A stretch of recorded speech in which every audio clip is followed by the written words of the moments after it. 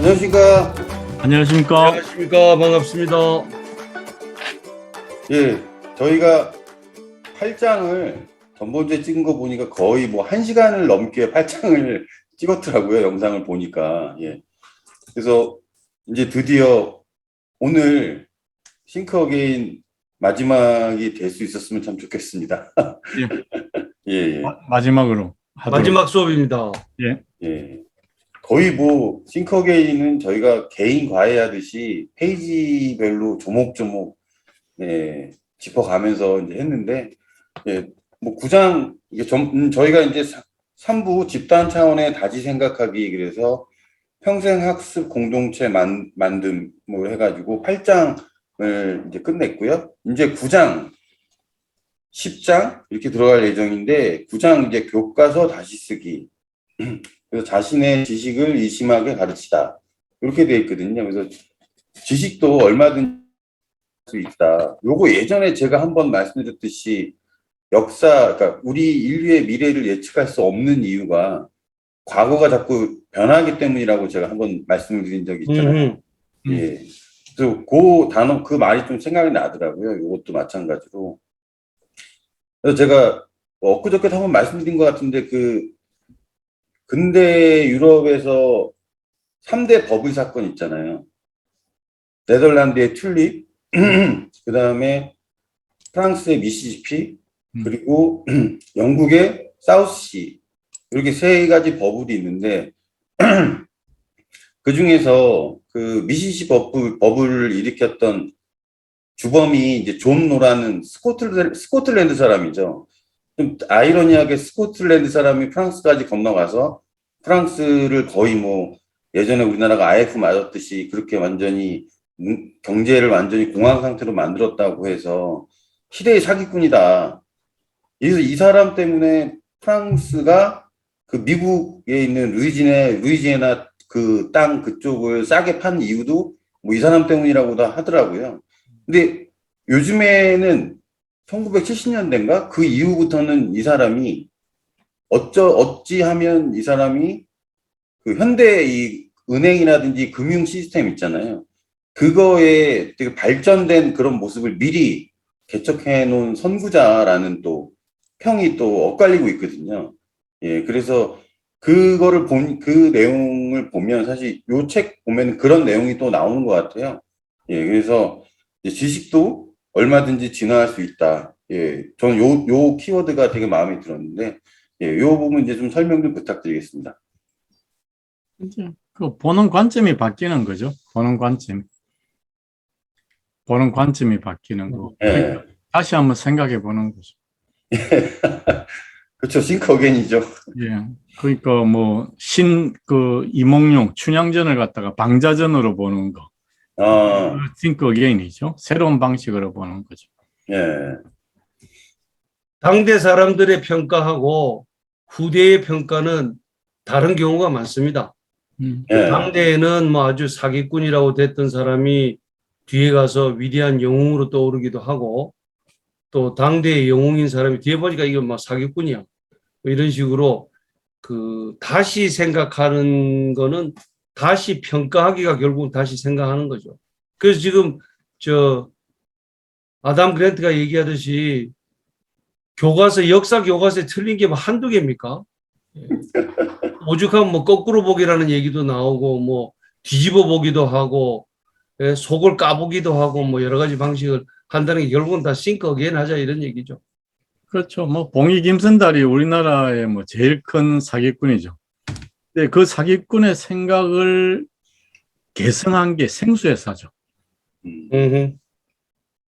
그러니까 생수를 팔아먹을 생각을 제일 처음 한 사람이 봉이 김선달이에요. 김두열 교수 생수회사에서 항의 들어올 것 같다는 예감이 듭니다. 생수회사는 사기꾼들이 출발이다, 뭐 이런 얘기는. 그런 아이디어를 처음 차용한 거죠. 그러니까 예전에는 누가 물을 돈 주고 사 먹어 이랬는데 물을 돈 주고 사 먹는 시대를 예견한 거죠. 요즘 생수값이 기름값보다 더 비싼 거 아시죠? 아, 그래요? 예, 그럼요. 리터당 계산하면 생수값이 더 비싸. 아니죠. 기름값이 더 비싸요. 더 기름, 비싸요? 예, 리터당 1,700원. 생수값은 뭐 리터당 1리터니까 500, 뭐, 한 800원 되겠네요. 그 어디서 사는 애땡땡이라는 생수 드셔보셨습니까? 애땡땡. 아, 저는 애땡땡 정도는 돼야지 생수로서 뭐 가치가 있지. 적어도 이제 프랑스 정도에서 날아와야지 뭐 강원도에서 나오는 제주도에서 나오는 것도 물론 좋은데 애땡땡 얘기했습니다. 그건 진짜 비싸죠. 안 되죠. 예. 기름값보다 비쌉니다. 비싸지, 그거야. 마시다 체하는 줄 알았어. 야, 그 얼마 정도예요? 뭐 여기 특정 상품을 홍보하는 곳이 아니기 때문에 3,000원 정도 하죠. 3,000원 정도. 그럼 비싸네요, 그건. 3,000원 정도니까 기름값보다 비싸죠. 어, 거의, 그리고 이제 여기서 이제 이야기가 교과서라고 이야기하면은 이게 신뢰받는 거잖아요. 그렇죠. 예. 자, 우리가 이제 학습을 할 때 뭘 갖고 배웁니까? 학교에서 배울 때. 교과서로 배우죠. 예. 교과서로 배웁니다. 그래서 책에는 이제 뭐 크게 두 종류가 있다 그래요. 이론서가 있고 교과서가 있다 그러는데, 이론서는 이제 자기 주장을 내는 거죠. 그래서 새로운 논문들에 의해서 그 논문이 좀 이렇게 메이저가 되면은 거기에 대한 것들이 쭉 찬성하는 사람들이 모이면은 이제 이론들이 되죠. 그 주장하는 게 되고, 교과서는 여러 이론들을 균형적으로 다 실어 놓는 겁니다. 이런 이야기도 있고, 이런 이야기도 있고, 이런 이야기도 있다. 근데 다수설은 뭐고, 소수설은 뭐다. 지금 지배적으로 우리가 쓰는 거는 이거고, 앞으로 생각해 볼 만한 건 이거다. 이렇게 나오는 게 이제 교과서죠. 근데 우리가 이제 그 지식의 원천으로 삼고 있는 그 교과서, 인정받은 금인정 교과서, 뭐, 이런 뭐 국정교과서, 뭐 이런 것들에 대해서도 잘못돼 수록된 게 많다. 그런데 그걸 안 고치고 그냥 있다는 거죠. 그래서 그걸 다시 한번 써봐야 이렇게 하는 게 이제 이 장의 그거고. 그래서 교과서를 통해서 우리가 학습하는 방식 자체도 다시 한번 생각해 봐야 되는 거 아니냐. 이렇게 봅니다. 옛날에는 교과서가 한 종이었죠. 예, 국정이었죠. 예. 예, 근데 요즘에는 보니까 뭐 몇 가지 종류가 있는 것 같더라고요. 같은 한 과목에 내에서도. 예. 옛날에는 이제 지식을 독점했지만은 이제는 독점하지 않죠. 예. 예. 그래서 여기 책 내용에서는 뭐 1898년에 스페인 미국 전쟁의 진짜 원인, 그리고 뉴딜 정책이 정말 성공했느냐, 그리고 몽고메리 버스 보이콧의 인권운동 역사에서 분수령이 되었던 이유가 무엇인가, 뭐 이렇게 계속 물어보더라고요. 예. 예. 근데 뉴딜 정책은 성공한 거 아닌가요? 뭐 성공했죠. 왜냐면 왜 성공했냐 그러면은 지금 세계 경제에서 크게 이제 두 가지를 들죠. 미시경제, 시장을 중심으로 한 미시경제하고 국가가 재정을 풀어서 하는 공개시장 조작을 통한 거시경제죠. 예. 그래서 지금 이제 뉴딜 정책은 케인즈가 이야기하는, 케인즈를 이제 그 경제학자들은 수정주의자라 그래요. 수정주의자. 수정주의자라는 말은 자본주의의 공산주의 방식을 가미했다는 거죠. 그래서 네가 그 전향한 수정주의자의 이론을 갖고 이야기를 하고 있다. 이런 이야기를 하죠. 그런데 이제 이 그 케인즈의 이론을 실제로 수행해서 대공황의 터널에서 벗어난 게 루즈벨트죠. 예. 뉴딜 정책이죠. 예. 근데 뉴딜 정책을 이야기할 때 나중에 이제 결론 부분에 나오는 이야기인데, 이 루즈벨트가 뭘 했는가 하면은 뉴욕 시장을 했잖아요. 뉴욕 시장을 했을 때 혼란에 대해서 내가 이게 맞다고 검증된 방법은 아니라 할지라도 우리가 시행하고 잘못되면 또 수정하고 또 다시 하면 된다. 중요한 거는 시도하는 것이다. 뭐 이런 이야기를 했거든요. 그래서 이 루즈벨트가 그걸 갖고 항상 루즈벨트는 하자는 거예요. 하자. 해보고 안 되면 또 수정하고 다시 생각하면 될 거 아니냐. 뭐 그런 의미에서 루즈벨트가 think again의 시조다 뭐 이런 이야기도 합니다. 해가지고 예, 그렇죠. 성공했죠. 그래서 지금 현재 전 세계가 불경기에 빠질 때마다 뭐 하는가 하면은 인프라 투자에다가 넣고 그 중앙은행이 돈을 풀고 그래서 지금 세계 경제가 지금 또 난리가 났잖아요. 현재 유동성이 너무 많아가지고 인플레이션이 그래서 지금 이제 데스실링이라 그러죠. 그 미국이 통화량을 갖다가 이제 통화를 발행할 수 있는 거는 뭔가 하면은 그 미국 정부가 받아들인 세금을 담보로 해가지고 이렇게 통화를 발행할 수 있는데 그 데스실링을 갖다 자체를 이제 없애자 뭐 이런 이야기입니다. 지금 한 3주 연장해놨는데 없애자 그러고 있죠. 안 그러면은 연방에서 지금 미 연방에서 돈을 지급을 할 수가 없어요. 연방 공무원들 돈을 월급도 못 주고 이렇게 되니까 문제가 되죠. 그래서 지금 현재 쓰고 있는 방식들이 다 뉴딜 정책에 썼던 방식을 그대로 환원하는 거죠. 성공 안 했다면 누가 따라하겠어요? 근데 제가 얼마 전에 누가 저한테 물어보더라고요. 지금 이제 뭐 테이퍼링도 도입한다고 그러고 막 해가지고 이제 인플레이션도 되게 지금 상당히 뭐 되게 많이 올랐죠, 물가가. 예. 네. 그래서 지금 어디에 투자를 해야 되느냐 그런 걸 뭐 물어보는 사람들도 있더라고요. 부동산. 그래서 예, 많이 올랐죠. 예, 요즘에는 달러에 투자를 하라는 사람이 많더라고요. 그래서 제가 그래서 그걸 좀 알아봤는데, 그러니까 미국 달러라는 게 어떻게 보면 기축통화잖아요. 그러니까 달러의 역할이 되게 많더라고요. 이전까지는 이제 페트로 달러라고 해가지고 이제 원유에 대한 대금 결제를 주로 달러로 이제 했었고, 그다음에 뭐 준비 통화도 있고 뭐 그렇잖아요. 그런데 이 달러가 이제 워낙 기축통화로서 역할이 크니까 경제가 안 좋을 때도 사람들이 달러를 찾는다는 거죠. 그리고 경제가 좋을 때도 달러를 찾는다는 거죠. 미국 경제가. 그래가지고 그 꼭지점을 그려보면 이렇게 해가지고 위에 점 두 개 찍으면 스마일, 이제 웃고 있는 표정이라고 해가지고 그거를 달러 스마일이라고 하더라고요.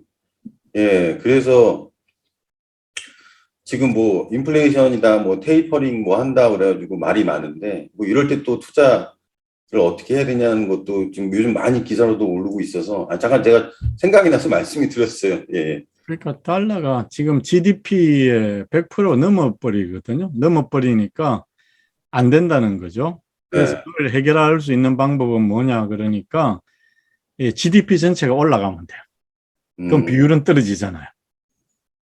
GDP 전체를 올라가게 만드는 게 인플레이션이거든요. 네.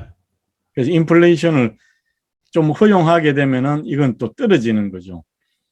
그래서 이제 그 데스실링이라 해가지고 통화를 발행할 수 있는 최고 한도를 이제 의회에서 자꾸 정하거든요. 정하는데 지금 공화당이 그걸 발목을 잡고 있죠. 니네들 이제 복지를 갖다 조금 줄이면은 내가 허용해 줄게 이래가지고 뭐 지금 현재 한 3주 말미 받아놓은 것 같은데. 네. 그래서 아예 그거 없애자. 왜냐하면 이 기축통화이기 때문에 달러는 아무리 발행해도 전 세계에서 퇴장통화가 제일 많은 데가 달러거든요. 집집마다 달러를 다 넣어놓고 있단 말이에요. 그 통화량이 다 안 돌아간다는 이야기거든. 네. 만큼 돌아가지 않고 퇴장통화가 굉장히 많다는 이야기예요. 그러니까 달러 자체를 막 돌리면 된다. 그래서 기축통화는 뭐 그런 거죠. 그래서 달러가 기축통화가 될 수 있는 그 기본 요인은 가치거든요. 가치. 네. 옛날에는 금지준을 했을 때는 그 자체가 개런티가 돼서 기축통화가 됐는데 뭐 달러화, 뭐 루블화, 뭐 이렇게 그 태환 지폐였거든요. 태환이었는데 금지준을 전부 포기하면서 그럼 가치 기준을 어떻게 될 거냐 이래가지고 이제 관리 통화 제도라 해서 이제 국제 환율 전쟁도 막 생기고 뭐 이렇게 되는 거거든요. 그 통화가 복잡해지기 시작하는 겁니다. 네. 그래서 이제 거기에서 큰 그 포인트를 잡고 있는 게 비트코인이잖아요. 비트코인. 그 비트코인이 실질적인 이 기축 통화 역할을 할 수 있다는 거죠. 그래서 그 지금 달러 가격이 오르는 것과 같이 이렇게 인플레이션 되고 이러면 비트코인은 급격하게 올라갈 아, 비트코인 얘기까지 나오네요. 거예요. 그러니까 저는 저자가 여기서 뉴딜 정책 얘기하면서 얘기한 게 결국 뉴딜 정책에서 쓰였던 케인스 이제 학파까지라고도 불리우죠. 이제 케인즈의 수정자본주의 뭐 이게 또 지금까지도 계속 이게 완전히 득세해가지고 막 이렇게 된 건 또 아니잖아요. 예. 근데 결국 하이에크의 이제 자유주의로 해가지고 또 바뀌고 뭐 이러면서 이것도 시대에 따라 시대적 상황에 따라 이 경제 이론들도 어떤 게 뭐 그 당시에 맞다 뭐 이렇게 해서 계속 또 변하는 그거를 얘기하고자 지금 여기다가 이렇게 적어놓은 것 같아요. 예. 아니, 다시 생각해 보라는 거죠. 예. 여기까지 이제 쉽게 생각해서 불경기 하면은 무조건 뉴딜 정책 이래가지고 예. 뭐 하는 거 하면은 예, 저성장 국가의 대표적인 게 산꼭대기에 도로를 뚫는 거거든요. 예. 그 도로 이용자도 거의 없는데 후지산 꼭대기까지 도로가 뚫혀 있어요. 그 쓸데없는 도로를 놓는 거. 그래서 토건족이 돈 버는 상황이에요. 그래서 전 세계 토건족이 돈을 벌고 있다는 거죠. 불경기가 되기만 하면 그 리세션 시점에는 전 세계 토건족이 돈을 벌게 된다는 거죠. 그래서 이런 상황을 불로소득을 그냥 놔둘 거냐. 이 경제를 돌리려고 이랬는데 다른 사람들을 숨쉬게 만들려고 그랬는데 이 보니까 토건족들만 이익을 벌게 되고 아파트값 올라가고 막 집값 올라가고 이러면은 이거 뉴딜 정책 잘못된 거 아니냐 이런 거죠. 그래서 다시 한번 생각해 보자는 거예요. 그래서 지금 이제 그랜트가 이야기하는 거는 그런 이야기인 것 같아. 우리나라도 지금 뭐 이야기하고 있잖아요. 예. 뭐 대장동인가 뭐. 그 얘기 나오실 줄 알았습니다. 예, 뭐 그런 것들이 이제 다 여기에서 그 기인하는 것 같아. 우리가 그냥 그 냄비 속 개구리 같이 불경기 되면은 공개시장 조작을 통해 가지고 국채 사주고 돈을 풀고 응? 통화량을 조절해 가지고 그 마중물 이론 해 가지고 응? 그 재정을 조기에 집행해가 돈 돌게 만들고 나중에 돈이 막 돌아가면 나중에 통화 환수하면 되고 그 테이퍼링이잖아요. 그죠? 통화 환수하고 뭐 금리 제로 금리 했다가 또 올리고 이러면은 뭐 된다. 이렇게 이야기하는데 그것도 다시 한번 생각해 봐야 된다. 옛날에 성공했다고 해서 지금 성공한 건 아니다. 그래서 교과서조차도 새로 써야 된다. 그렇죠. 예. 그래서 여기에 그 좋은 교사 예. 그리고 위대한 교사 이거 나오는데 이 또 김현철 교수님 또 그 우리나라에서 손꼽히는 그 교수님 강의 그걸로 꼽히셨잖아요. 그거 다시 생각해야 됩니다. 선생은 가르치는 사람이 아닙니다. 학생이 스스로 배울 수 있도록 도와주는 사람입니다. 그래서 지금 여기 아담 그랜트가 교과서에 있는 내용을 금과 옥조로 학생들한테 그대로 가르치는 거 이거는 아니다. 그래서 오히려 이제 선생의 역할은 학생들이 틀린 것을 알아낼 수 있도록 기회를 제공해 주는. 그래서 교과서에서 틀린 거 찾아봐라. 또 일부러 학생들 앞에서 이제 실수를 일부러 하는 선생들이 있어요. 그러면 학생이 이걸 지적을 하면 그 상당히 너 좋은 지적을 했다라고 이렇게 칭찬해 주고 이게 다 이제 그 다음 장에서 얘기하는 심리적 안정성하고 연결되어 있는 거죠. 무슨 얘기를 해도 여기서는 허용이 된다. 그리고 이 선생의 역할에 대해서 다시 생각하게 하자는 거는 뭐 제가 볼 때는 아주 중요한 얘기인 것 같습니다. 늘 스테레오타입에 잡혀서 있어서는 안 된다는 거죠. 그런데 이 역사 교과서 예를 들었지만 물리학 교수한테 들은 얘기인데 50년 전 물리학 교과서 들여다보면은요, 그 중에 뭐 반 이상이 지금은 다 더 이상 진리로 받아들이고 있지 않다. 뭐 그런 얘기를 하는 걸 보면 단순히 인문사회 쪽에서 역사에 대한 평가만이 아니라 또 승자가 쓰는 역사가 역사다라고 해서 패자의 기록에 대한 것을 감추어서만이 아니라 과학적인 그 진실조차도 규명돼야 된다. 그리고 고쳐져야 된다는 얘기에 한마디 보태고 싶은 거는 끊임없이 고쳐져야 된다. 이제 딱 바로 잡았으니까 이거로 끝하는 순간 또다시 독단이 되기 때문에 끊임없이 새롭게 고쳐지는 그런 것이 교과서여야 되지 않는가, 뭐 이런 얘기인 것 같습니다. 뭐 그런 내용들이 이제 결론 부분까지도 쭉 이어집니다. 그러니까 이 우리의 삶이라는 게 종착점을 향해서 가는 거 아니라는 거죠. 그러니까 어떤 사람이 되기 위해서 나중에 이제 뭐 직업 이런 이야기도 나옵니다. 내가 어릴 때 뭐 너 뭐가 되고 싶냐 뭐 이런 이야기를 하는데 그 절대 그러면 안 된다는 거예요. 예, 그거 되고 나면 끝이라고 생각하기 때문에 아니라는 거예요. 그래서 오픈 엔드. 그러니까 오픈 엔드. 그래서 끝을 열어두고 그리고 뭐 이육사 그 광야라는 시 있잖아요. 네. 나중에 뭐 백마 타고 오는 초인이 있어. 응? 광야에 목 놓아 노래하게 하리라. 항상 다른 사람들이 와서 고쳐준다는 거예요. 백마 타는 초인을 항상 기다리는 게. 예, 하여간 뭐 구장 저희 교과서 다시 쓰기 들어봤는데요. 예, 저 얘기 나눠봤는데 제가 생각나는 말이 하나가 있어요. 그 서양 쪽에서는 어떤 뭐 새로운 생물 종이라든지 이런 학명 있잖아요. 그걸 다 라틴어로 하잖아요. 그래서 왜 그걸로 하는지 몰랐는데 얼마 전에 이제 어떤 책에서 봤는데 사실 라틴어는 죽은 언어잖아요.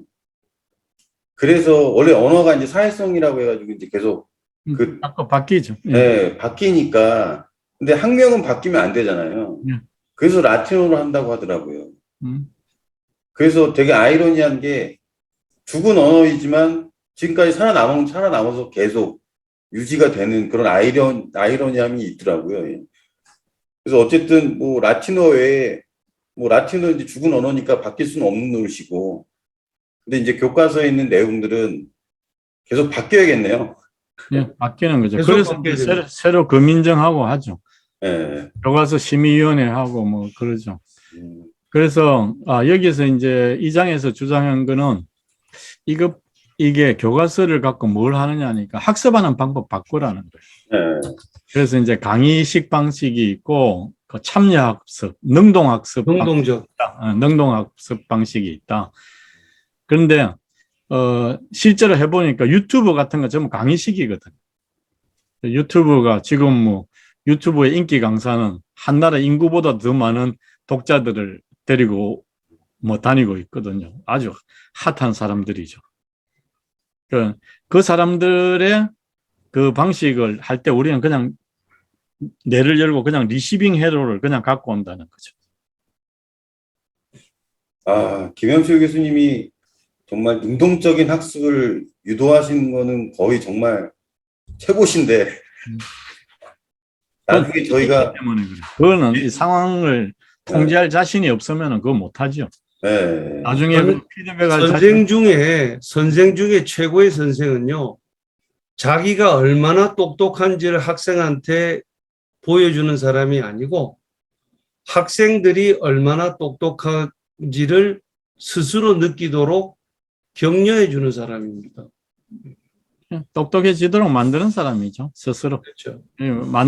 그 장을 만들어주고 그걸 확인하는 사람이죠. 확인하게 하는 사람. 그래서 이제 아담 그랜트가 자기 뭐 초등학교 다닐 때 그 깜짝 놀래게 해주는 그런 감동을 선사받지 못한 거, 그런 게 이제 자기로서는 참 불만이었다 이렇게 얘기하는 것도, 진짜 좋은 선생님은 그런 어떤 이 학습의 기쁨 이런 걸 느끼게 만들어 주는 거죠. 그게 이제 그 데드 포엣 소사이어티에서 나오는 거죠. Road my road 뭐 이러면서 그걸 깨닫게 만들어 주는 거죠. 그래서 내가 보니까 이제 참여 강의도 굉장히 파워풀하다는 거예요. 왜냐하면은 그 아주 압축된 지식을 짧은 시간에 전달하는 거. 근데 강의다 하면은 각자가 해야 된다는 거예요. 강의를 들은 사람이 각자가 해야 되는데 이 문제가 뭐냐니까 강의 들은 걸로 클로징 해버린다. 그게 큰 문제입니다. 안 그러면은 강의는 굉장히 효율적인 방식이에요. 그리고 강의가 거의 스타트 라인이 돼야 되는데 엔드 라인이 돼버렸다는 거예요. 많은 사람이 그걸 엔드 라인으로 생각하는 게 가장 큰 문제점이다. 그래서 물리학 그 과목에서 강의가 굉장히 효과적이라고 이렇게 평은 나왔는데 나중에 보니까 성취도 해보니까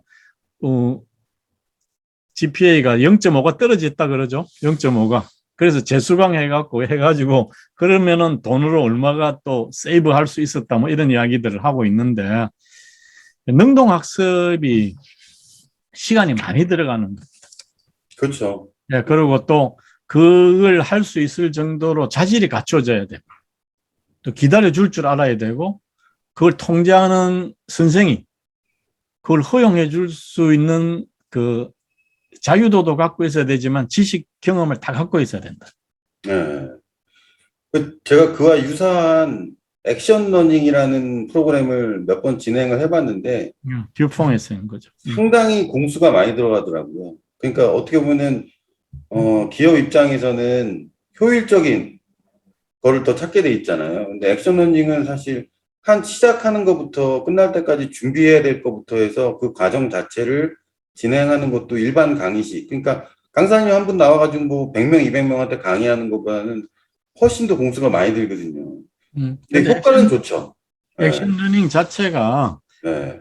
현장에서 하는 거거든요. 그러니까 이제 G에서는 워크아웃이라 그랬고, 뭐 듀퐁에서는 액션 러닝이라 그랬는데, 그 정신은 현장 근로자들이 현장 문제는 굉장히 잘 아는데 왜 의사결정은 다른 데서 내리느냐 하는 거예요. 그래서 문제를 만든 사람 따로 해결하는 사람 따로 안 된다는 거야. 결자 해제해라 하는 게 이제 액션 러닝의 정신입니다. 그래서 액션 러닝을 처음 하면은 굉장히 타운홀 미팅 해가지고 굉장히 넓게 생각하거든요. 근데 그걸 갖다가 이렇게 주재하는 사람은 그 스코프를 좁혀야 돼요. 작은 주제에 대해서 다양하게 생각해야 되는데 그냥 다 풀어놓고 뭐 이것저것 다 생각해라 그래 버리면은 나중에 uncontrollable 돼요. 네. 제가 통제하지 못하는 상황이 가버리면은 그 실패하게 됩니다. 액션 러닝은 항상 조교가 필요하더라고요. 네. 그래서 뭐 보고받는 사람은 딱 두 마디밖에 못해요. 고, 노고 뭐 이것밖에 안 하거든. 아, 네. 세 마디 되겠구나. 보류도 되겠구나. think again이라는 게 있네. 네. 아, go, 노고, think again. 이게 있네. 아, 이거 제목이 맞네. 이 책 제목 참 잘 정한 것 같아요. 잘 정했네. 저희 계속 되풀이하게 되네요. 그러네요. 자, 그러면 이제 9장 저희가 상당히 9장도 좀 많이 논의를 한 것 같고요. 10장 넘어가도 되겠죠? 네, 넘어갑시다. 넘어갑시다. 네. 그래서 10장 제목이 그것은 우리가 늘 해오던 방식이 아니다. 그래서 직장의 학습 문화를 구축하다. 그래서 이제 첫 번째 이제 나사의 문제점으로 이제 짚고 넘어가기 시작을 하는데 사실 직장의 학습 문화 구축하는 것 중에 제가 본 사례 중에 COP라는 개념을 전 되게 좋게 봤었거든요. 그래서 예전에 모 전자의 그 나온 책도 봤었고 했는데 그런 취지가 아닌가라는 생각도 좀 들고요. 어쨌든 나사를 중심으로 얘기하는데 사실 우리가 알고 있기로는 나사는 어떻게 보면은 미국 내에서도 최고의 이 지성을 가진 사람들이 모인 조직이잖아요. 근데 우주왕복선을 이제 쏘아 올리자마자 뭐 폭발하고 막 이런 사건들이 있었죠. 이제 그거에 대해서 이제 얘기를 하면서 이 10장을 풀어나가는 것 같아요. 이 부분 좀 설명 부탁드릴게요. 14명이 죽었죠. 이 디스커버리호가 한 번에 7명씩 2번 죽었는데 이걸 갖다가 이제 죽게 된 요인이 뭐냐 그러니까 아무도 think again 하지 않았다는 거고 think again 하는 사람들을 갖다가 배관시했다는 거예요. 그런 문화가 되어 있지 않았다는 거죠. 그래서 그런 기업 문화가 이런 14명 안 죽어도 되는 희생자 14명을 죽였다는 이야기예요. 그래서 뭐 여기에서 이야기는 나사에서 나오는 거는 우주복 뒤에 물이 찬다는 거. 이렇게. 그러면 그걸 갖다가 왜 차냐 하니까 예전에도 있었는데 뭐 이게 원인인 것 같다 하고 그냥 간과해서 넘겼다는 거예요. think again 하지 않고. 그래서 이제 여기서 처음으로 think again 한 여자가 나오죠. 그래가지고 예, 이 사람이 나사를 갖다 바꿨다는 거예요. 그래가지고 그 뒤부터는 사람들이 안 죽게 됐다는 거예요. 그러면 여기서 이야기가 뭐냐니까 think again 하는 게 사람의 생명도 구한다는 거예요. 엄청난, 그러니까 저 블랙베리스 이야기에서 있을 때는 회사로도 구하고 여기서는 사람 생명도 구한다는 거거든. 그래서 왜 이런 이야기를 못했느냐 그랬을 때 심리적 안정감이 없는 기업 문화를 가진 조직 문화에서는 그렇다는 이야기.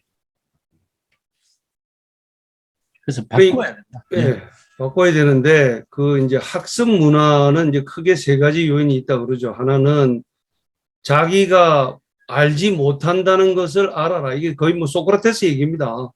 너 자신을 알라. 너 자신이 뭐를 알아라? 네가 모른다는 걸 알아라. 이 얘기거든요. 두 번째가 이제까지 늘 해오던 관행을 의심하라. 아, 여기는 뭐 늘 이렇게 하는 데인데요. 왜 그런데? 다른 방법은 없는가? 꼭 그래야만 하는가? 이런 식으로 해오던 관행에 대해서 의심하고, 세 번째가 새로운 것을 시도하는 호기심을 존중하라. 이겁니다. 그러니까 이게 이제 잘 정착이 되어 있는 조직은 학습 문화가 정착되어 있는데, 야, 그거 뭐 쓸데없이 자꾸 너는 자꾸 다른 것만 얘기하냐. 이런 게 벌써 이제 호기심을 죽이는 거거든요. 수업 시간에 학생들이 뭐 질문하면은, 야, 진도 나가야 되니까, 야, 그만해라. 이렇게 얘기하는, 진도 나간다. 주어진 코스를 따라서 우리는 가야 될 길이 있는데, 딴지 걸지 말라. 이거는 벌써 학습 문화를 죽이는 거거든요. 그래서 이런 학습 문화가 배어 있는 곳에서는 발전이 있고 혁신이 있고 또 지속 가능하게 생존할 수 있는 그런 것이 있긴, 이 모든 게 다 이제 think again으로 연결을 시키는 겁니다. 근데 이제 왜 나사 이야기를 했는가 하면은 이제 나사가 어떤 조직입니까? 아무도 해보지 않은 전인 미답의 길을 가는 조직이거든. 그럼 거기서는 창의성이 굉장히 중요한 조직이다. 그런데 아이러니컬하게도 이 나사가 창의성이 제일 없다는 거예요.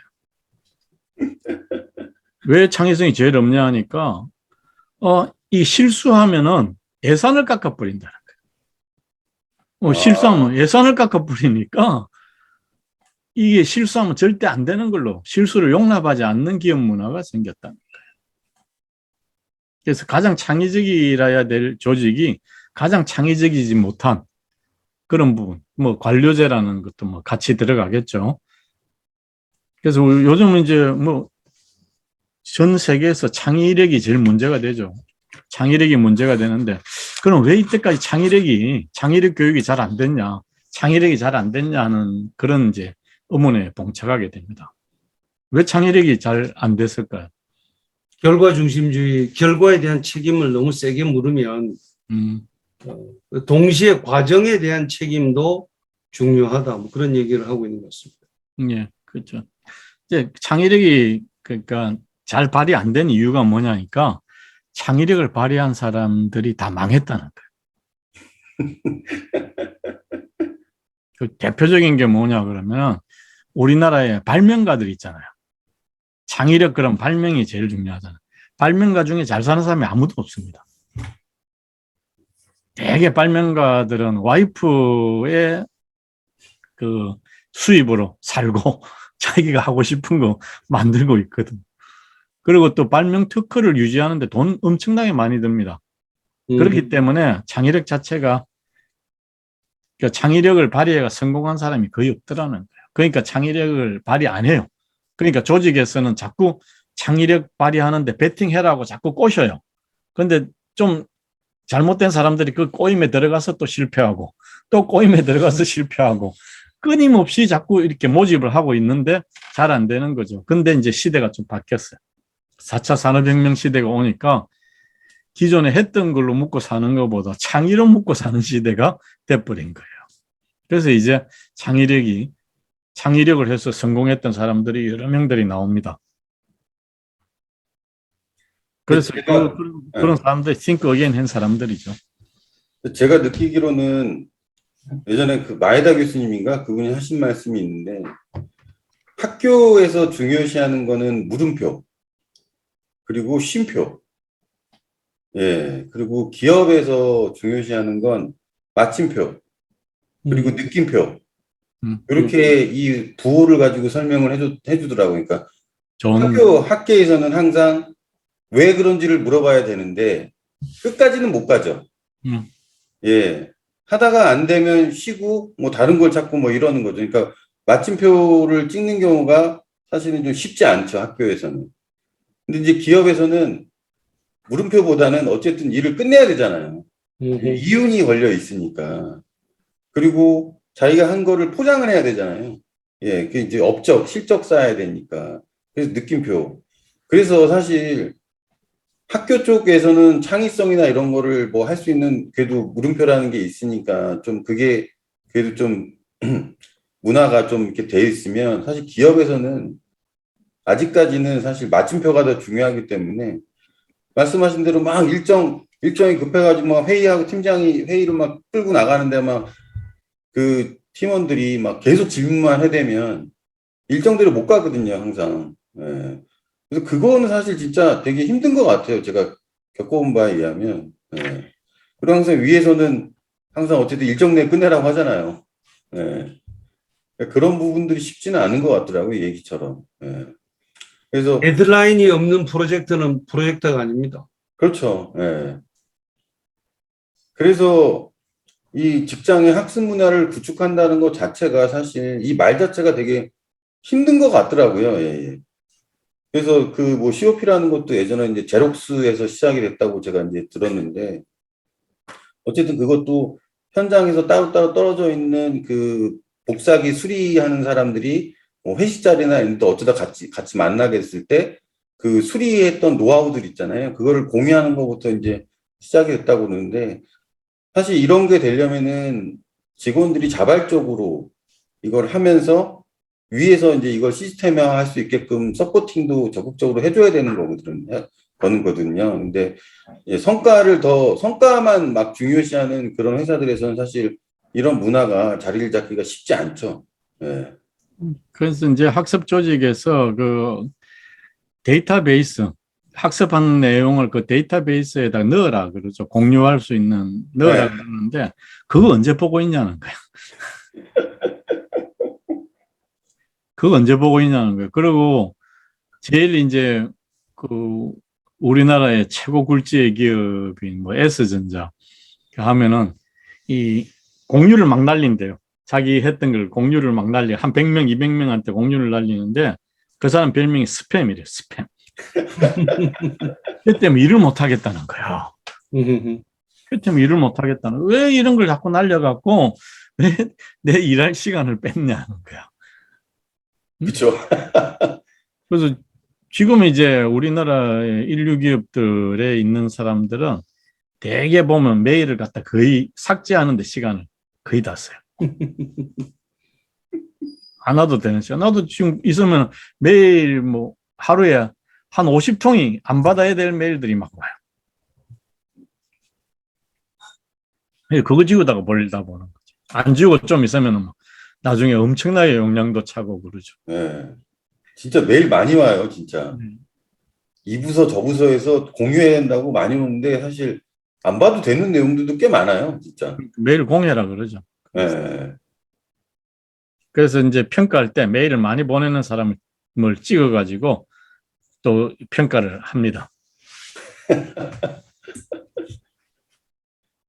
자, 어쨌든 저희가 이제 직장의 뭐 학습 문화 구축하면서 이제 그 성과를 우선시하는 문화에서는 결과를 강조하는데 그 바람에 심리적 안정성이 쉽게 훼손된다.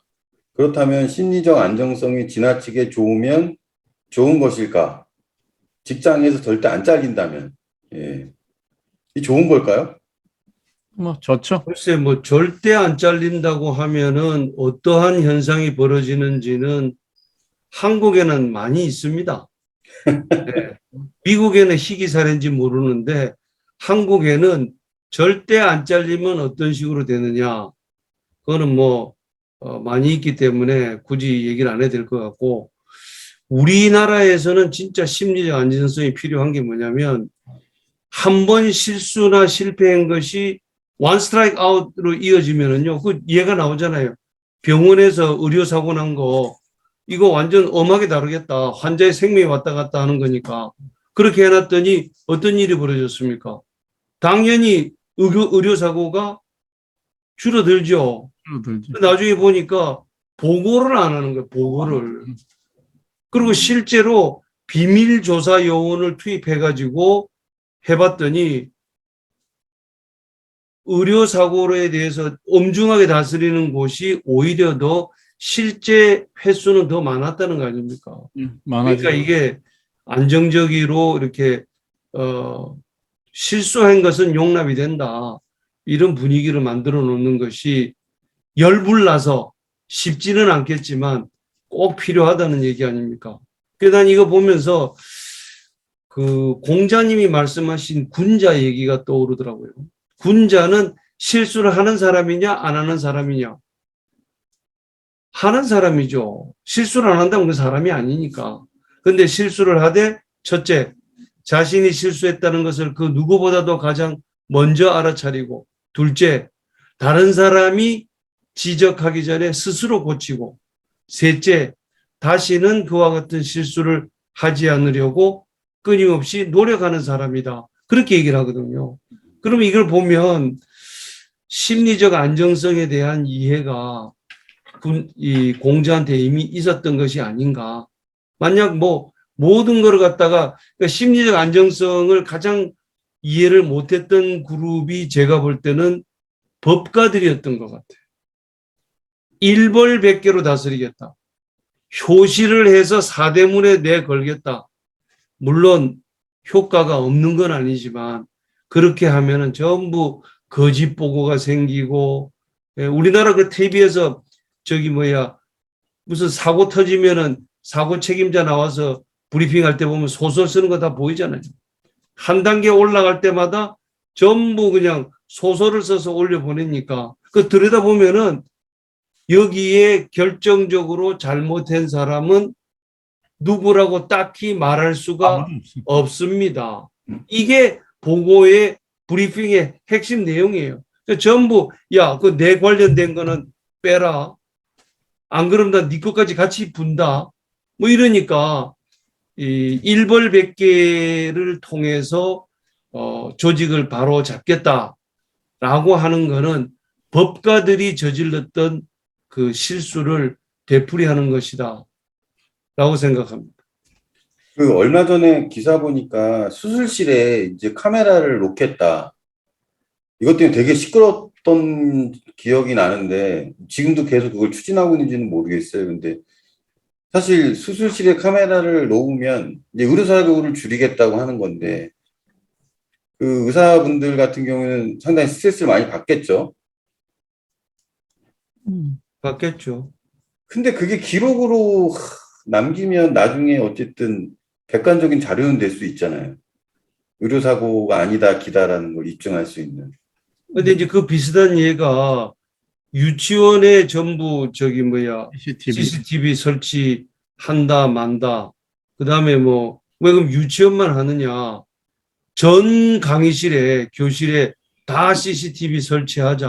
뭐 이런 얘기도 나올 수가 있는데 이제 거기서 이제 프라이버시 문제와 개인의 어떤 그 잘잘못을 가리는 그 양자 간의 어떤 균형점이 쉽게 발견될 거라고 생각 안 합니다. 그렇지만 그걸 발견해야 되겠죠. 그렇지 않으면은 뭐 근데 선생님들이 이 코로나 때문에 줌 학습하면서 제일 많이 힘들어했던 부분 중에 하나가 자신이 하고 있는 발언이나 행동 이런 게 일일이 다 기록으로 남을 수 있다라고 하는 것에 대한 그 두려움 또는 불편함 뭐 그런 걸 갖다고 했다는데 요즘에 와서는 좀 그런 불편이나 이런 걸 호소하는 게 많이 줄어들지 않았나요? 그러니까 뭐 생각 없이 발언하고 그러는 거를 방지할 수 있는 효과가 분명히 있긴 있을 텐데 어디까지 가야 되는지 이런 거는 적정선을 찾아야 될 것 같습니다. 그러니까 겁 없이 이제 펼치지는 못하는 거죠. 그렇죠. 얘가. 그 자유가 억제되는 거죠. 누군가가 보고 있다 뭐 이렇게 하면은. 그러니까 제가 온라인 교육 콘텐츠를 꽤 오랜 기간 동안 만들면서 항상 이 동영상을 찍으면 오프라인을 주로 이제 초기에는 오프라인을 주로 하시던 교수님들이나 강사님들이 정말 많이 힘들어 하셨어요. 그러면 오프라인 수업 시간에서는 사실 내용이 휘발성이니까 상당히 좀 자유롭게 진행을 하셨잖아요. 뭐 회사 욕도 하고 막. 근데 온라인상에서는 그럴 수가 없잖아요. 그러니까 액티비티가 확 빠져버리는 거죠. 재미있는 요소를 다 빠지고 되게 정형적인 교과서적인 얘기들밖에 할 수가 없으니까 예 그런 부분들을 되게 힘들어 하셨죠.